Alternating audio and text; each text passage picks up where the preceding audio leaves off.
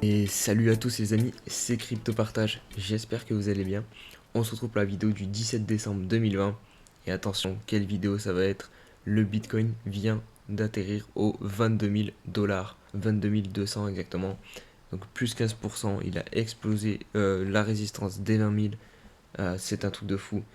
Tout Twitter s'emballe, tous les réseaux s'emballent, c'est l'euphorie. C'est le bull run quoi. Et ça fait vraiment super plaisir. Pour ceux qui étaient là en 2017, qui ont souffert pendant le bear market, je pense que vous devez avoir un niveau de satisfaction et un réveil incroyable ce matin. Enfin, ça fait vraiment trop plaisir. Alors, on a Ethereum qui emboîte le pas à 650, XRP aussi qui remonte bien, 0,56, Litecoin aussi qui nous fait une très belle perf, 92 dollars, bientôt les 100 dollars. Donc, vraiment que du vert ce matin au réveil. Sauf pour Elrond, attention. Sauf pour Elrond, mais on va voir ça en deuxième partie de vidéo. D'ailleurs, n'hésitez pas tout de suite à lâcher un like et à vous abonner, ça me ferait vraiment super plaisir qu'on explose cette barre de like, comme le Bitcoin. Allez, on passe aux news. Donc, Cryptomatrix qui nous dit que Coinbase a bloqué son compte, apparemment, pour une raison de vérification supplémentaire donc, qu'on lui demanderait. Donc, ça serait un questionnaire sur votre profil d'investisseur. Personnellement, moi, ça me l'a pas fait encore. Donc, j'ai vu d'autres personnes sur Twitter à qui c'est arrivé. Donc, si jamais ça vous arrive, en fait, c'est Coinbase qui vous demande des informations. Donc, c'est pas top niveau vie privée. Mais bon, apparemment, vous répondez au questionnaire et le problème est réglé. Donc, voilà. On va faire un petit tour sous Twitter histoire de FOMO. Donc, voilà, on a que des screens du prix du dollar. On a Bitcoin en tendance. Des photos to the moon. Voilà, des fusées. Enfin, vous connaissez la chanson. Enfin, pour ceux qui étaient là en 2017. Donc ça fait vraiment super plaisir. Maintenant les amis, je vous le cache pas, le plus important, ça va être de pas FOMO. Faut pas faire n'importe quoi, faut pas se laisser submerger par ses émotions. Je vais essayer de vous guider du mieux que je peux, même si l'analyse technique va être plus compliquée, vu qu'on est en price discovery, en découverte de prix. Donc, mais le plus important, ça va être de garder la tête froide, garder son plan en tête, et ça va le faire normalement. Allez, on passe tout de suite à l'analyse technique. Donc on se retrouve pour commencer sur le graphique du Bitcoin en 4 heures. Donc comme vous pouvez le constater, ça c'est le range qu'on avait formé depuis le 17 novembre et je vous parlais depuis que je vous parle en vidéo depuis un petit moment. Donc on a travaillé plusieurs fois la borne haute, 7 fois il me semble, 1, 2, 3, 4, 5, 6, 7. Et la septième on l'a cassé. Donc on a clôturé dessus et on a eu une énorme bougie de volume. Donc là on avait tous les signaux pour exploser à la hausse. Et c'est ce qui s'est passé, empilement de bougies vertes derrière pour atteindre les 22 400 actuellement au moment où je tourne la vidéo. Donc là, c'était l'objectif du range avec comme partie basse la zone, la ligne jaune. Maintenant, si on prend la partie basse du range, la plus basse, donc ça nous ferait un objectif à environ 22 700. Donc voilà, on a encore un petit peu un potentiel de hausse, mais clairement là on est au haut du mouvement. D'autant plus que le RSI est quasiment à 90, donc c'est énorme. Donc n'achetez pas ici les amis. Si j'ai un conseil à vous donner, même si c'est très tentant, même si on pense qu'on va se téléporter tout de suite aux 30 000 dollars, c'est pas comme ça que ça marche. Il y a forcément des gens qui vont prendre des bénéfices et ça va faire chuter le cours. Là, je m'attends un pullback sur la résistance des 20 000 dollars parce qu'on a quand même travaillé 7 fois. Donc il y a d'énormes chances qu'on vienne maintenant s'en servir en tant que support, donc faire quelque chose comme ça. Euh, donc voilà, c'est pas du tout le moment d'acheter. Il faut vraiment garder son calme. Et au contraire, c'est plutôt c'est le moment de vendre en fait. Pas tout évidemment, parce que le Bitcoin a un fort potentiel de hausse sur du long terme. Mais si vous voulez jouer le court terme, vous pouvez vendre un petit peu et essayer de racheter plus bas, donc ici, et même plus bas, on va voir ça en daily. En daily, pareil, on avait le triangle de compression. Je vous disais que dès qu'on allait le casser, soit à la hausse, soit à la baisse, ça allait forcément exploser. Et c'est ce qui s'est passé, regardez, deux énormes bougies. Après, en daily, j'attire votre attention sur le RSI, parce que comme vous pouvez le constater, on avait de la résistance, enfin, c'est un support avant. Toute la montée, on a eu un support grâce au RSI 70, on a rebondi plusieurs fois dessus. Là, on l'a cassé, on est passé en dessous, on est venu faire un pullback, et là, on est vraiment à la limite. Donc, il se pourrait qu'en fait, là, cette bougie daily, on clôture bien plus bas pour permettre au RSI de clôturer sous les 70. Donc, et c'est mon scénario privilégié. Donc je pense qu'on va clôturer sous les 70 de RSI. Donc cette bougie, elle va se faire ravaler, je pense. Un petit peu du moins. Donc voilà. Après, l'objectif c'était de toucher les 22 700 $ quand je vais monter sur le range. Donc on est vraiment très proche.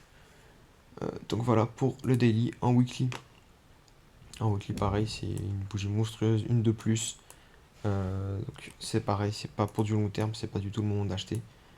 Euh, à la limite, vous pouvez maintenant acheter sur la résistance des 20 000 $ quand on va retracer dessus, parce qu'on va, je pense, forcément retracer dessus. Même si rien n'est sûr, on peut monter directement aux 30 000 et faire un retracement aux 25 000, 22 000 par exemple. Euh, mais, euh, mais on peut pas lire, enfin on n'a pas de boule de cristal, donc par précaution, on vend par petite, par, par, par petits bouts en fait. On se donne des objectifs, 25 000, je vends 10% par exemple, et je rachète 20% à 20 000 par exemple. Donc voilà, après pour le retracement jusqu'aux 14 000, bah, j'y crois plus trop maintenant. Mais regardez, je voulais vous montrer avec les moyennes mobiles. Là, on s'éloigne énormément de la moyenne mobile 7. Donc, comme vous pouvez le constater, à chaque fois, on vient s'appuyer dessus.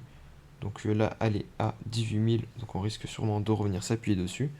Pareil pour la moyenne mobile 20, même si celle-ci elle est à 14 000, et ça me paraît très compromis de venir la toucher là.